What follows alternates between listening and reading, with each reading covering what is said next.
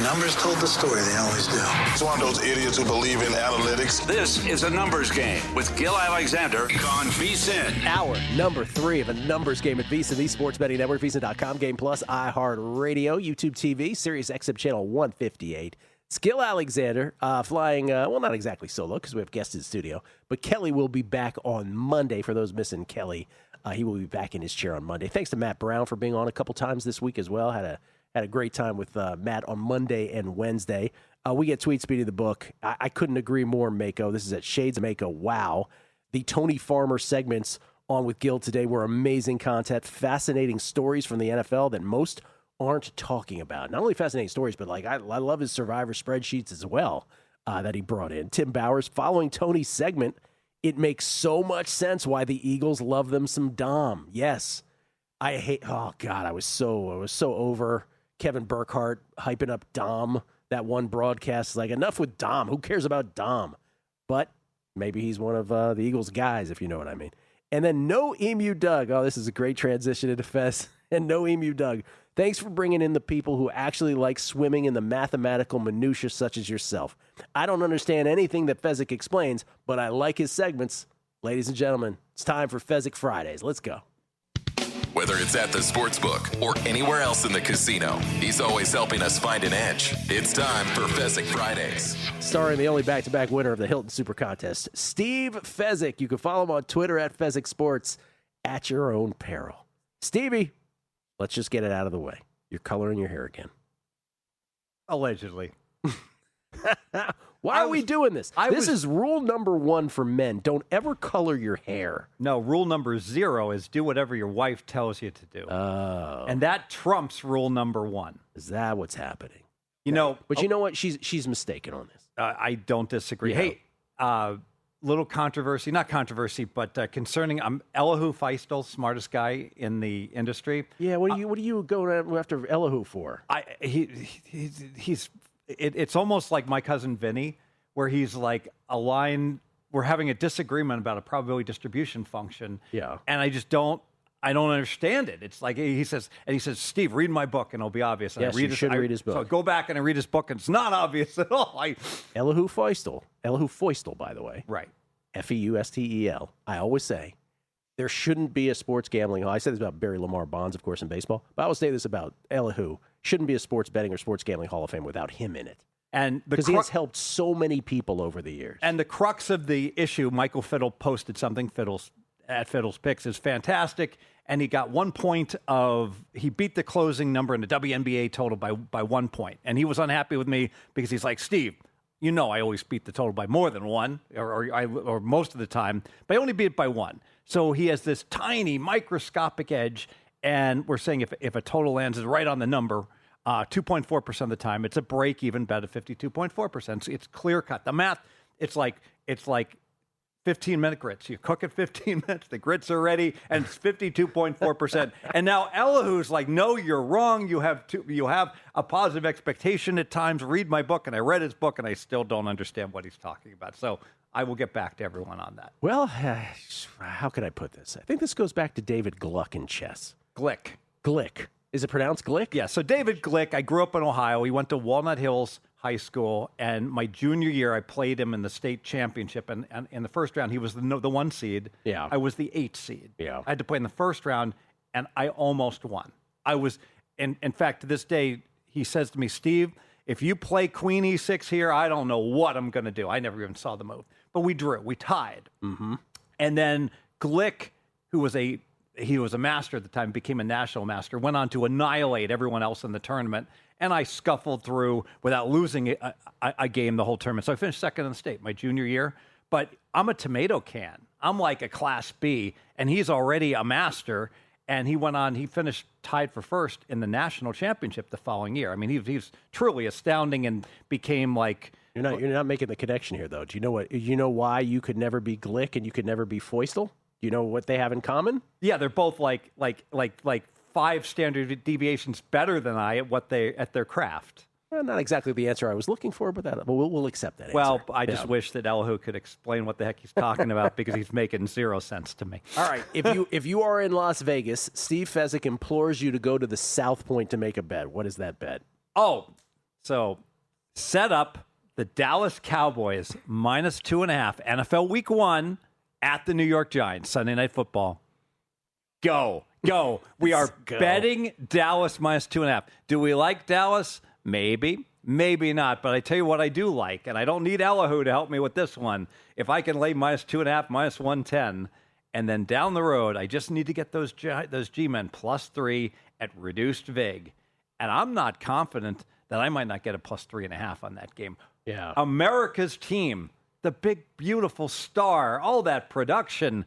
It's totally clicking up to 3, right? Yeah. minimum. I think it's a classic example where it closes 3 and a couple places just get overloaded. Maybe it's the win. Maybe it's station. It's like, gosh, we got nothing but Cowboy money. Let's go to 3.5. Or more likely, they go to -3, -120. So you play the Giants back +3, +100. And it's one of those games where if it actually lands 3 and you don't make a ton, you just feel like a Dumbo because it's like, why didn't I bet that during the summer? Race to the South Point. Yep, go. Metro might be on your $1.50 heels. hot dogs. I'm Okay. at 3. This is one of my favorite Stevieisms in the NFL preseason.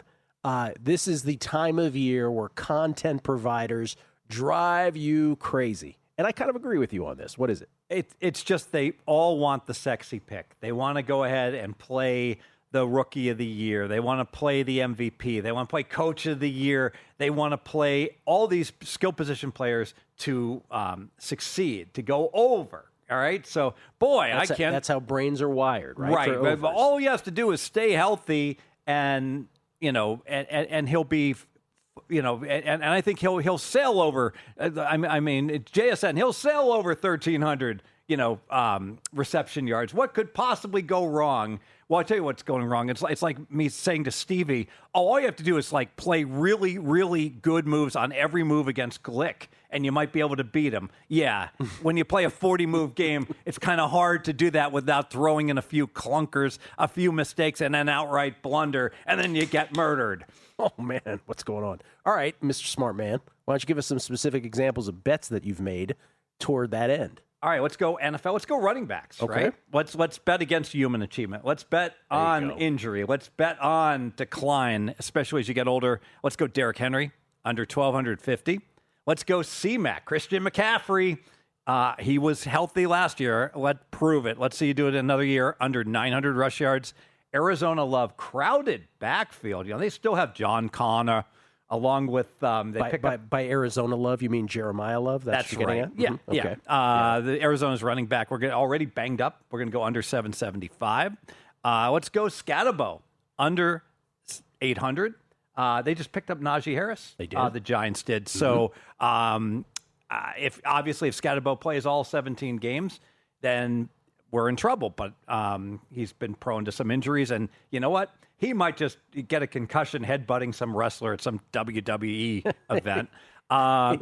He is a bit of a wild card, yes. Yes, and you love the way he plays, reckless abandon. And Cleveland Judkins, last running back, under 900 rush yards. I think Cleveland's going to be behind in many, many games. Sampson's a really good third down back, so I just don't think enough usage. Judkins will probably go over 450 in first half yardage runs, but I think the second half of the games are going to get him. By Cleveland Judkins, you mean Quinshon Judkins? Okay. I always Judkins? go, no, Gilly, you know how this works. Yeah. I go team, Yeah. position, player, bet. All right. Yeah. There's some people might, when you said Arizona Love, people might have missed Jeremiah Love. So I just pointing get out. you. All right. You have some unders on quarterback rushing yards as well. Yes. Lamar Jackson, under 600 yards. I get it. If you look at his career, you'd be looking over, but you see this pattern again and again where not for long in the NFL. If you keep running, you're just not going to last. So I expect that his role is going to be diminished on the ground. Same with Hurts at Philadelphia. We're going to go under 425. And I don't think the tush push was as effective or it'll be utilized as much. I know it's hard to get to 425 1 yard at a time, but I mean, they all count. And then Dart of the Giants already. What's this? First series of preseason. Smash-ola. Pounded into the ground. Surely Harbaugh and company will say, you know what? That's our franchise quarterback. We just can't be doing RPOs and having him carrying the ball as much. Now, this differs because this is really like, again, you're betting against human achievement, but injuries will be on your side. In other words, no one wishes an injury, but if you have a bet on an under, you're not unhappy with it. Yeah, not a long-term injury. This is different, though. I want people to make the distinction. When we did our NFL futures draft at VSiN yesterday, where 11 of us plus Keyshawn Johnson, Nick Bakay, we got together. I said at the start of the show by saying, to me, there are two strategies with the futures draft, right? This is a different sort of thing. In that draft, you actually are incentivized to take long shot bombs because, again, like with humans with Schlittler in the MLB draft, 50-1, nothing else matters, right? So I believe in there's two strategies in the futures draft, which is go for bombs when you can and don't diversify. Go one direction. Try to double up or triple, do correlation because the object is to win. Obviously, it's a fault in the whole program. You should only be able to select a team once because, like, I would take Cowboys to win division, Cowboys to win the conference, and Cowboys to win the Super Bowl and just hand me the trophy if they win. Well, here's the thing, because it doesn't matter if you're second or 13th. The only thing that matters is if you're first or nothing else. Claude reviewed our draft, and they said I only had the 8th best draft. This is AI. Listen to what AI said. He doubled up on Caleb, passing leader and over yards, which is a correlated bet rather than diversification. Good if Williams pops, ugly if he doesn't, which I just made the point at the beginning of the show. I'm like, that shows you that AI doesn't know what the hell it's talking about. Yeah, or you didn't ask it proper, saying it's a winner-take-all type of contest. Well, I didn't ask it. Right. But AI is only as good as you got to make the programming really, really exceptional. Otherwise, you're going to get... And all AI does is give you the consensus. If AI was around in 1400, they would tell you the world is flat. It gives you the consensus feeling. It doesn't necessarily mean it's right. Well, Jaylen Brown, Kyrie Irving, they still say it's flat. Coming back more with Fezzik next.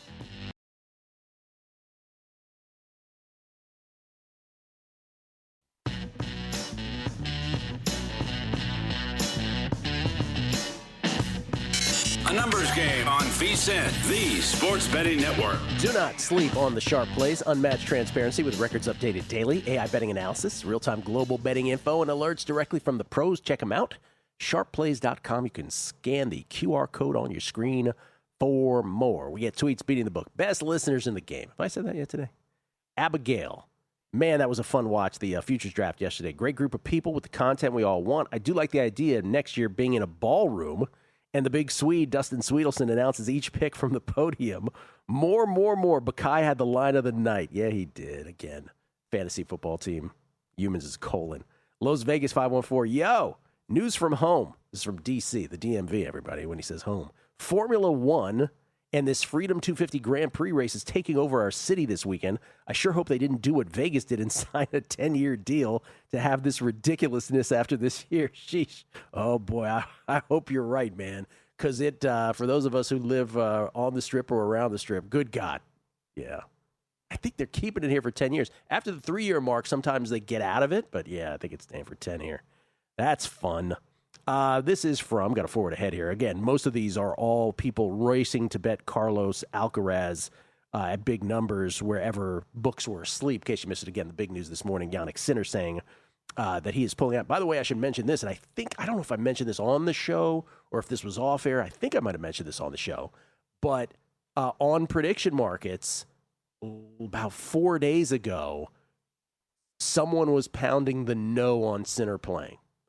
And someone knew something. And this is the thing about prediction markets. There is quote-unquote insider trading, right? Somebody knew something that preceded this announcement, and prediction markets, interestingly, getting it right once again on that. This is from Tony Taggs, logged into Kalshi, speaking of prediction markets, logged into Kalshi yesterday to tailor your tennis just to find out it's no longer available. Oh, wow. In Washington State. Citing the 2006 internet gambling laws. It was fun while it lasted. Back to VPNs and faraway places, I guess. I was unaware of that bit of news. Carlos. Let's see. Shrek, is this insane to think Houston paying Stroud $200 million will have the simple ripple effect as Watson does in Cleveland? He's not even the best quarterback on their roster. They're going to waste an elite wide receiver and top 2 defense. Certainly an opinion on that for sure. Let's see here. We'll get to more of these. Last one, Pittsburgh Billy. Heard some Hard Knocks talk over the last week. I stopped watching it during COVID because it started sucking like a lot of things at the time. I think it's really good this season. Give it another try. Tell Todd I'll see him. Dan Rivers. Okay, I will give Hard Knocks. You're not the first person to say this, so I'll give Hard Knocks another try with the Seattle Seahawks this season. This gentleman is kind enough to join us in studio for a few segments. He is not only the host of the Last Man Standing podcast, which talks about Survivor above and beyond, which was just a great idea to lean into Survivor, but he's also the host of Saturday Night Sweat. You can follow him on Twitter at Tony's Market Tips. It's the great Tony Farmer in studio. Tony, what's happening? Not too much, man. I'm glad to be here with you, Gil. We're a couple weeks away from my favorite time of year. Yeah, which is all about Survivor. By the way, I was going to save this for later, but did I hear that you are entering Grandissimo? I am, first time ever. I had a friend approach me and said, you should do Grandissimo. And I'm like, I don't have $100,000 lying around. He's like, you've got an audience. You've got a great track record. You can put up some of the money, get a team together. So that's exactly what I did. We're fully funded, and I'll be signing up during Ultimate Contest weekend. Really excited. How big's the team? 10 people. So 10 large each. 10 large Okay. each. Yep. That works. Yeah, well, it's not exactly. There's different exactly. percentages, but it's a nice, on average. it's a nice clean number where you can do the percentages. Absolutely. And I tell you, Gil, when you've got investors, there's a little more pressure when it's other people's money. Right. You don't want to go out in week one. You know what I'm saying? Well, so that's the first question, right? Whenever there's, whether it's a $1,000 entry and it's a group of 4, or whether it's a $100,000 entry and it's a group of 10, the question is always, how do you guys ultimately decide what the pick is if there's disagreement? Or do you have carte blanche? Are you the guy? Yeah, they've all agreed that I've got final decision, but we're going to do an investor call every week, so everybody Okay. kind of has a voice in that. But I've got a solid Survivor track record. I've done 5 seasons of the regular Survivor, made it to Thanksgiving 4 times, made it past Thanksgiving twice. So, and people know I'm obviously very interested and think about this stuff nonstop. So I think that gives them a little confidence in me pulling the trigger on the final decision. It's obsessive. No doubt. And you're keeping track of these numbers? Like, we're way ahead of pace here, right? Yes. I think is 25 in question, Gil. I think we could go over 25. I think 25 is happening. The question is, are we getting 26 or 27? Let's go. Talking about 27 million Yeah. for not for Grandissimo, obviously, but for Survivor Classic. Yeah. So, okay, just last question on the whole, because how many entries in Circa Survivor Classic are you doing? 10 maxing out there. And those are all you by yourself? Yep. Okay. The Grandissimo thing, that dynamic is pretty amazing to me because, again, even in the lower stakes one, people don't love the experience every time. Like, they do it once and they're like, I didn't really love that because, I didn't like the pick that we ultimately got screwed on. And they hold a bit of, even though they say they don't hold a grudge, they kind of do. Not everybody's reasonable. This just in, right? They say they're reasonable, but they're actually not reasonable people. So I'm just curious, do you worry about that at all? That despite the fact that everyone's promising a lack of animosity, no matter what happens, that there will actually be that. It's in the back of my mind, but really we've got a good team. Yeah. We've got a couple past champions on the team that feels really good, and I wouldn't go into business, if you will. I wouldn't do this with folks if I was worried about that too much. So of course, late in the season with what could be 10, 12, $13 million in the line, we'll see what Grandissimo gets to. Yeah, I was going to say, what do you think it will get to? 69 last year? Yeah, and remember that 69, nobody expected that. People were talking like 15 or 20. Right. So I'm like, well, I said over under 30 and a half, and I was ridiculed for it being that high. and we more than doubled that. Yeah. So I'm like, maybe 100 is conservative for Grandissimo, and like 120 is realistic. We'll see. I'm excited to find out. Believe me. And that got to Thanksgiving, right? Last year? Yes. And then it was the last week was Thanksgiving, if I'm not mistaken, Yeah, right before it Thanksgiving. ended on Black Friday Black with that Friday, that's Eagles-Bears game. That's Remember, there right. were 3 people that lost on the Ravens, and if the Eagles had won, 3 more would have advanced, but instead there was the 6-way chop. Six-way chop, Yeah, yeah. so it ended that way. And it's the Grandissimo dynamic is interesting, Gil, because those people, if they lost on Thanksgiving, they went either 12-1 or 13-1, as opposed to 20-0. So you could make an argument Yes. that Grandissimo is an easier contest, Oh, theoretically. Certainly, yes. And obviously got to put up a little more money, right? That's the But problem, yeah. Are you even going to make it to Christmas in Grandissimo? You got to kind of maybe deprioritize the stuff at the end of the season, and it's a completely different dynamic. Yeah, we say with Survivor Classic, the $1,000 entry that Derek Stevens, by the way, again, shout out Derek Stevens, because my line in the last episode of the Survivor documentary, which you were very prominently featured in as well, was he didn't invent Survivor, he perfected it. And I think Well said. I think it's really the case with these contests. But we say with those, okay, now the Survivor Classic. We kind of knew there was big syndicates that had like 100 entries or 150, but last year it really came out that there was tons of these. But in Grandissimo, even though there's not the volume of entries, those guys are like, I mean, there's a bunch of folks in there. Some are probably as square as ever, like we don't know, but there's definitely, like, I know for a fact, the sharpest of the sharp in that as well. But it's Survivor. Anything can happen. And that makes it exciting. Yeah. Going up against the best of the best, going toe to toe with the best of the best in Survivor. And if you can take it down and win that thing, it's going to feel a little sweeter because of what you just said. Survivor, it's so obsessive that, like, even if you're like having a conversation on a Wednesday with your girlfriend or your wife about something, in the back of your mind, you're like, Texans or what should I do?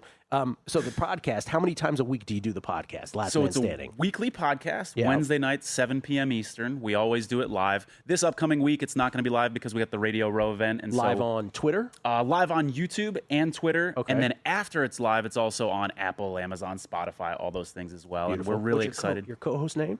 Jason Anik is actually the twin brother of Jason. John Anik Yeah. from UFC Jason fame. is coming to the contest weekend next week. Yeah, I hope Yes. to meet him. Okay, Yes. cool. So, Yeah. he'll be here as well as our producer, Mike. We're really looking forward to that event for sure. We had a great time at it. That was actually the first time I met Jason in person, was Yeah. at Ultimate Contest weekend last year. So Yeah, looking seems like forward to a it. super guy, nice guy. Really, really good Yeah. guy. We've got a great rapport together. It's a great show for sure. And then Saturday nights, or was it Friday nights? When do you do? Saturday Night Sweat. It's in the title. You do the Saturday Night Sweat show as well. To be honest with you, I did that last year. That was a lot of fun because we do it after the VEASAN numbers come out. We sort of react live to those, and I'm not sure if I'm going to be a part of that or not. Oh, So, okay. All right. But that's a fun show too. You I know love what? reacting on Saturday nights to the percentages. Like who's on what. Taking nothing away from that show. I'm sure it'll be a fine show with or without you this year. I don't want to take anything away from those guys. It's probably best for you to lay something off at this point, right? Because you're going to lose your mind adding Grandissimo, and they're like, oh my god, I got to do these shows. I got to get my picks in. Don't want to be spread too thin with Survivor. What's your anxiety level every Saturday in terms of the deadline, in terms of getting your picks in? Oh my goodness gracious. It's, you set alarms, you set multiple alarms over and over. Nobody wants to be the dreaded no Don't be pick. that And what are we guy. going to have, Gil? What's the over under on week 1 no picks? Is it going to be 35 or something? I'm going to use my number, 30 and a half. Once again, 30.5. Nobody wants to be that guy. Someone, that's for sure. someone has to do a documentary on this subject alone. Tracking them down. Because I fear the ones for week 1, it's a long off season. God forbid something happened to some of those people. In season, I don't know what the excuse is. Less of a chance of that happening, but I don't know. Next, though, I want to get into the other part of Tony Farmer. Tony Farmer, investigative reporter. This is what I'm really here for.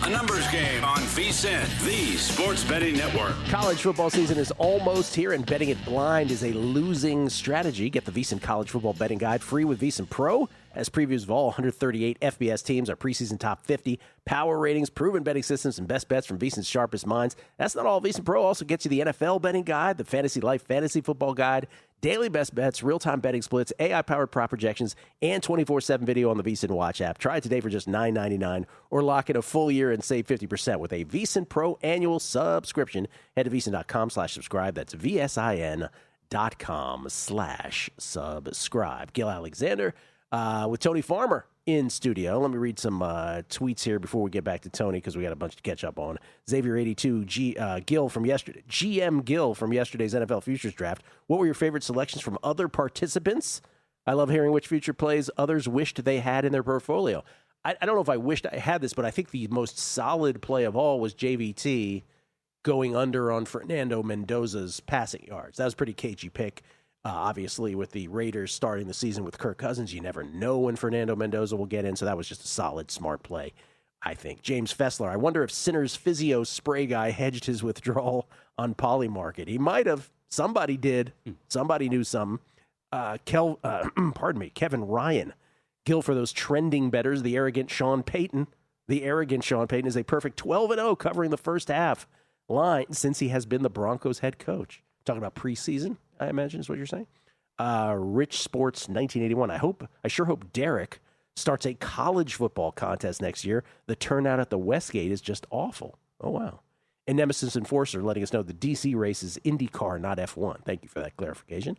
Donnie Miller, I contend Nick's best line of the draft, Nick Mackay, that is, was, quote, "We're down to the seeds and stems at this point. Headed out to the Desert Sunday for contest signups. You around next week? I need to say hello." Yes, please. I will be here, Donnie. Please say hello. I would appreciate that. And Lou Ford says, "I like the show. I love the tennis talk. I disagree that Carlos is value at plus 175. This is similar to your to your minus 175 Sinner bet at the French Open, which I did have. Yes, minus 175 at the French Open. Carlos coming off serious wrist injury, hasn't played in months, and will walk over the field in best of 5. Not the same thing. Sinner was the heat issue, his kryptonite of heat. Carlos, listen, we don't know how he's going to play, but he's Carlitos, and I've seen the footage. You're going to be happy with plus 175 in your pocket come the business end of this tournament. Now, whether he wins or not, he's still got to win 7 matches. So, listen, do I think Hodar has some value now? Do I think Artur Fils does? Sure, I do as well. But, yeah, you're not going to be sad with plus 175 in your pocket at Carlos, with Carlos Alcaraz. Tony Farmer in studio, the host of let me get this right now, not the Last Man Standing podcast, the Last Men Standing podcast. You used to be called the other one, Yeah, right? first year we were Last Man, and then we switched to Last Men when Jason Annett came on board. There you go. Okay. Because it's plural now. Exactly. Two man Exactly. becomes men. I got you. Also, there's another contest that's called that too, right? That's True Stations. Yep. Gonna be, okay. We're going to get back to more Survivor topics. Tony's come armed with stats, with Survivor stats, which I appreciate. Indeed. But in between time, I have to talk to you about this. I feel like, so just observing your Twitter feed this summer, it really hasn't been about Survivor. It's been about Tony Farmer, investigative reporter. It feels to me like this, in your true heart of hearts, this is who you almost are destined to be. Is this correct? Am I off on this? I appreciate that. Yeah, my background is in journalism, so I get a rush from breaking a story. I get a rush from looking into things, and I get a rush for like shining light on things that other people don't necessarily want a light shined on. Like I love that quote that says, you know, journalism is sharing information that other people don't want you to hear. Everything else is PR. I really believe that in my heart. So I kind of enjoy playing a role in that. Okay.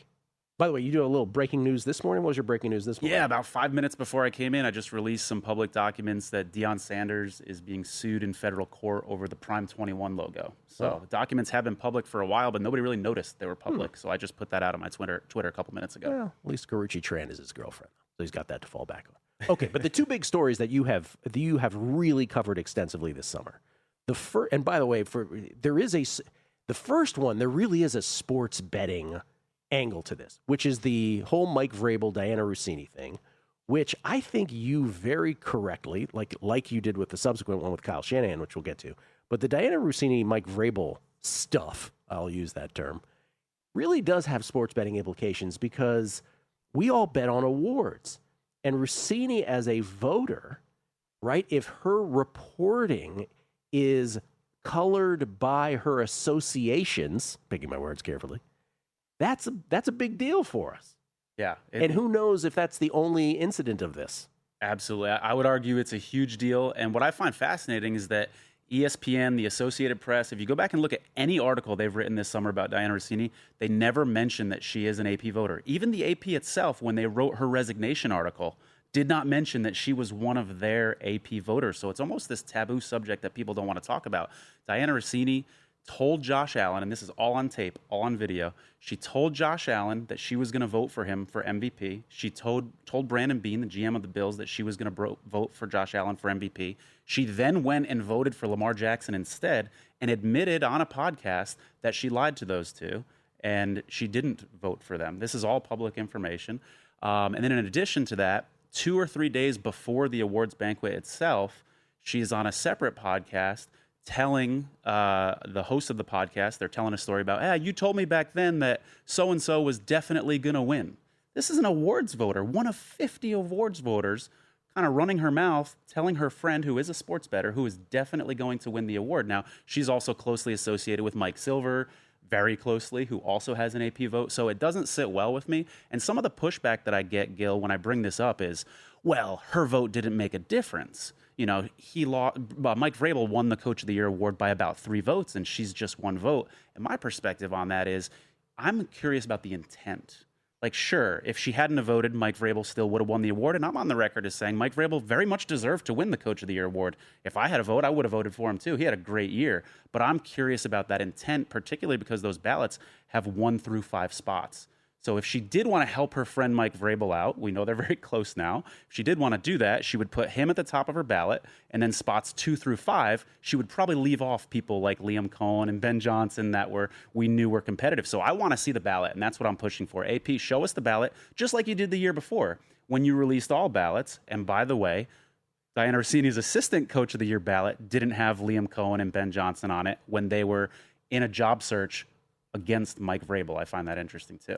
Interesting. There's also forget betting for a second. There's also the whole stuff about her reporting when it came to A.J. Brown, was it, with the Titans and him ending up with the Eagles? What was that again? Yeah, that's fascinating. Ask any Eagles fan. They've been screaming about this for months. It's serious tampering concerns because Mike Vrabel is on the record as saying that he was texting A.J. Brown. We know that for sure. And so their concern is that Diana Rossini's reporting is influencing the trade markets. And let me give you an even clearer example than that. And that's I get that. Yeah, totally. Absolutely. A really clear example of that is the Julio Jones trade to the Tennessee Titans. Diana Rossini Julio Jones, that's who it was. I'm sorry. Well, no, A.J. Brown's another one. It's actually 2 separate concerns with Diana Rossini, so it's easy to get them confused. But the Julio Jones thing preceded it.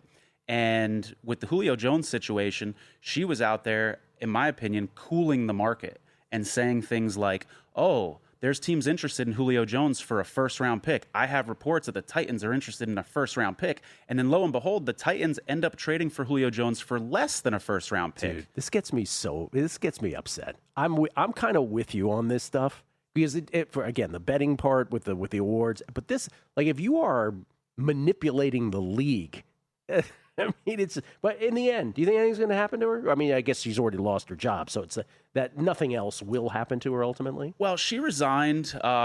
Technically, right now, apparently she's still an AP voter. They have not made a statement about her not being an AP voter she's still anymore. An AP voter. I think she'll probably land on her feet and do okay. I'm kind of surprised that Mike Vrabel is sort of skated by. Like, the NFL has a personal conduct policy that talks about undermining the integrity of the league. Mm-hmm. And when you start talking about some of the stuff that we're talking about, I think you could make a pretty good argument that he has undermined the integrity of the league by the decisions that he's made, by coming out and saying this is laughable and not worthy of further comment. Showed up and all at the that. press conference. What was it? His new was it a new kitten or a new puppy? Dog, yeah. Yeah. Like, dude, okay, we get it. One of my concerns, and I don't want to get on too much of a soapbox here, but one of my concerns here is really the lack of journalism ethics that I'm seeing. Like, the Patriots beat writers not asking the tough questions to Mike Vrabel. Gil, we don't even know when this relationship started. This is my favorite part about you, Tony. I will say this because I was thinking this as well. I love your adherence to, like, nuts and bolts journalism. And I'm amazed by this, like, also with, something that has nothing to do with this.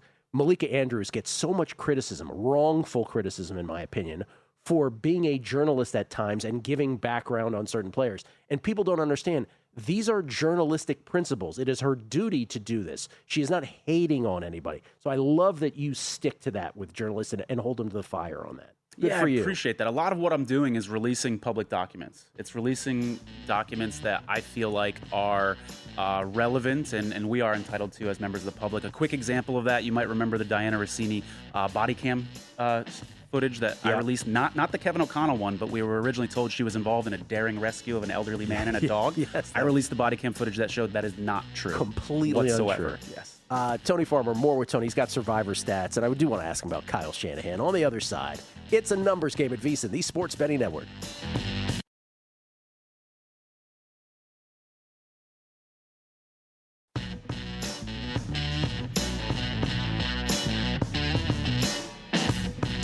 A numbers game on VSiN, the Sports Betting Network. Back on a numbers game live from Circa Resort Casino, downtown Las Vegas. Gil Alexander, Steve Fezzik, an extended version of Fezzik Fridays. Should we recap the bets, by the way, Danny Higgins? Danny Higgins, by the way, producer number 10, everybody. Let's recap the bets. By the way, I have 2 tennis plays today after a clean sheet 2 days ago where we hit 2 dogs. including plus 183 on Tiago Agustin Tirante. We went to the well one too many times yesterday on Tirante. He was a plus 282-ish dog, I believe it was, against Artur Fils. Yeah, he hit the wall somewhere in that first set, and all of a sudden his serve. By the way, I should say Tirante, note him, file him away in our collective tennis brains, because that dude has the most powerful serve on tour. Stevie, he's serving 148 miles per hour. What does Ben Shelton hit it at? Not quite that high. Yeah, it's unbelievable. Artur Fils, by the way, yesterday was just a banger of a match. Today I got two. They're both on the ladies' side. I'm on Sarah Bejek. That's Belyek. I don't know how you pronounce it exactly. Plus 191 versus Madison Keys, the American. This match will start at the top of the hour. This match is going to start in about 15 minutes. Plus 191 on Belyek versus Keys. Her hardcourt numbers are sensational. She knocked out Arina Sabalenka the other night as well. I am on the big dog there. And then Marta Kostyuk, plus 123 versus Coco. That is tonight. You've made a lot of money betting against Coco Gauff over the years. Yes, I have.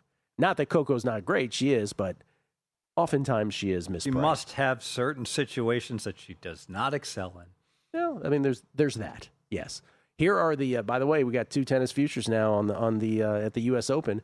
Iga Swiatek already in the accounts at 7-1. She's about plus 550 right now. I'd still play her at that number. And this morning, Carlos Alcaraz to win the U.S. Open at plus 175. Jannik Sinner announcing this morning during the first hour of this show that he is done as far as the U.S. Open is concerned this year. The knee injury is too much. So Carlos Alcaraz is your short shot. Got him at plus 175. I haven't seen where he is right now here in the closing moments of the show, but I will update this here momentarily. Tigers most wins month of August. I don't think we're going back to back, y'all. It's 60-1, but the Tigers would have to basically win every game the rest of the way to get back in this. They're 4 wins behind the Phillies. Even that might not be good enough, but certainly can start with the sweep of the Royals this weekend if you're the Tigers, and then we'll revisit it there. Paul Carr, Premier League picks, 3-pack tomorrow. Man U, minus 1.5 goals, plus 110 at Hull City. Brentford, plus 145 versus Tottenham. And then on Sunday, Brighton, plus 120 versus Aston Villa. Thanks to Paul, not only for today's appearance, but also all of the season longs that he had on the show yesterday. We had some plays also. JVT was on, Jonathan Von Tobel. He'll be joining Stormy Bonatoni for money moves coming up after prop points here that follows this show. He's on the Packers plus the points at the Broncos here. Winner. Week 2. There you go. Stevie's already called it a winner. We don't have to play the game now. Packers plus 6.5 at the Broncos, week 2 preseason. And then week 0, college football. North Carolina plus 7.5 versus TCU. You want to call this one? Loser. Oh, okay. Memphis plus 6.5 at UNLV. Unclear. And Jacksonville State plus 7 at North Dakota State. Winner outright. Winner outright. Wow. Okay. Steve Fezzik grading the bets before they even happen. They don't even need to happen. Tim Murray, Hawaii Stanford under 49.5. Winner. Penn State season long under 9.5 wins. Winner. Wow. Okay. There you go. Tim, that's all. That's all we got. Tim Murray via Claude. Claude's opinion. He had the best NFL futures draft yesterday. All right. Let's talk some. Oh, by the way, a couple tweets. K-Flow. Well, we didn't put my summary, but people heard him earlier in the hour. Oh, you want to talk about yours? Yeah, let's talk about yours. Just real quickly, running backs under, Derrick Henry under, Christian McCaffrey under. These are all rush yards. Arizona's running back Love under, Scatabo, the Giants under, and Judkins, Cleveland under, and quarterback rush yards. We're going to go Dart under, Hurts under, and Lamar Jackson under. You also had Missouri State under 4.5 wins this year. Yes, minus 170. Yeah. Don't, as Vegas Runner says, you don't pay the vig when you win, baby.